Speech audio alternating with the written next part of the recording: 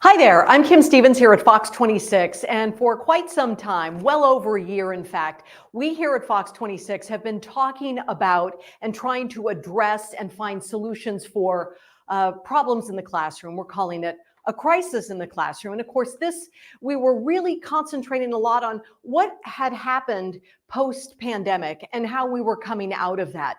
But we're not all free and clear. Not everything is done and rosy. And so over the last, I guess, a couple of weeks or so, I've been asking our viewers, members of our community, to share with us your frustrations and your solutions to what you think could make or what the problem is to our current state of education right now. Over the last couple of emails, over the last week and a half that I've received, as well as posts on social media, specifically our Fox 26 Facebook posts, but is mine as well on Kim KMPH, I've been cataloging the top concerns, the top frustrations, and a few solutions that members of our community are sharing. So I wanted to go through some of this and then also encourage you to please continue to share. And we are working to try to attend to what we can. Now, let's take a look at some of the numbers here. When it comes to special education, in the last week and a half, this is not in the last year and a half, this is in the last week and a half, this is how many concerns have come in specifically for special education. I've had 4 comments on that. And these have been people who have been concerned about a child with ADHD or with dyslexia or other learning problems in the classroom, saying that their teacher is not, or their school is not addressing their child's needs well enough. That's been one of the concerns there. Safety, we have also had 4 posts on that. And it could be a range of, please don't have my child run in the mud, to why are we not hearing if there is a threat on campus, why are we parents not hearing it quickly enough? To other concerns about younger children and their abilities to get around on campus. Now, let's go to drop off and pickup. 10 comments just over the last week and a half, as of probably within the last, I just did another count about a half an hour ago. People are really concerned about drop off and pickup. In fact, let's read one of the many posts that came in. And Josie Joe said, can we talk about all of these kids that are getting dropped off and picked up in the middle of the road? Trying to get my kid to school or picked up has become a nightmare. Other parents have been saying that it is rude, it's bad parenting, and it's unsafe for the children. Somebody else had requested maybe the CHP get involved. Others say, and this has been common at the beginning of school every semester, every August or so, right? That police are out reminding people about the speed limit in a school area, trying to get people to be cognizant of children in the area. But the whole thing about drop off and pickup has become a real concern for a lot of our viewers and members of our community.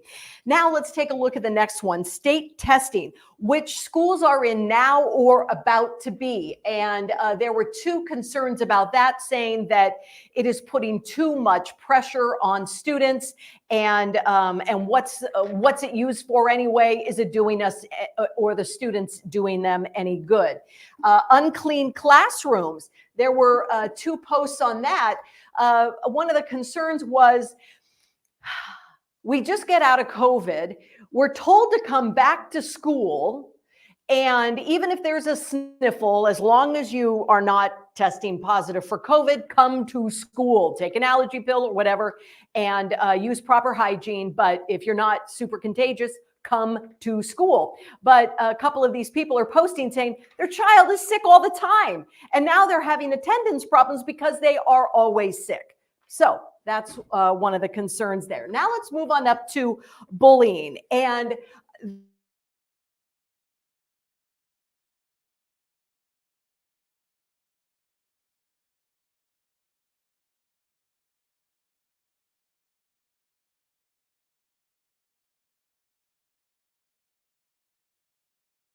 did not believe that the teacher and or administrators were caring enough or taking this as seriously enough as the parent would like. Next one, attendance. We talked a little bit about that, or the lack thereof.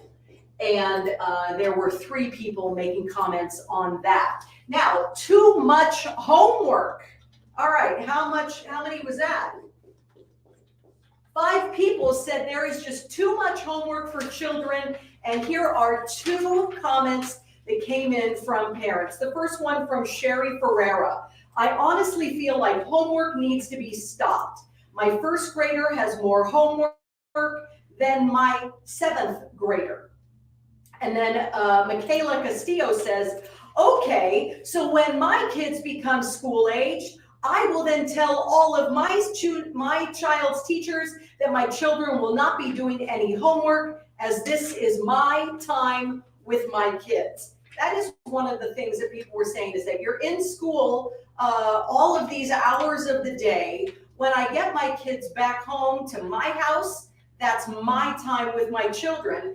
They don't want their children to be spending time doing their homework. Another comment that was on our Facebook page, Fox 26 Facebook page, said, we don't take homework home with us from work, so why should the students be taking homework home from school? Why are they not getting their schoolwork done in the classroom? Okay, this is poor parenting versus poor teaching. And we got about 7 posts on that. And there are, well, the comments really do kind of run the gamut. Let's take a look at, one of them comes from Aaron Kraft. When will some of the students' poor behaviors be blamed on poor parenting instead of blaming the teacher or the school? Parents need to start making their kids accept responsibility for wrongdoing.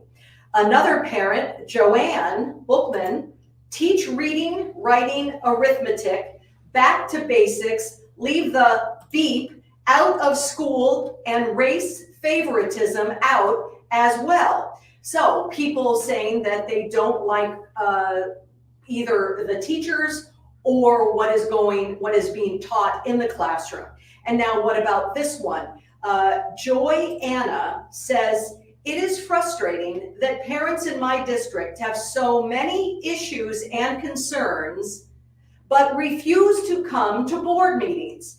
Nothing will ever change if you don't show up at a board meeting. So those are just a few of the comments that go under this poor parenting versus poor teaching category.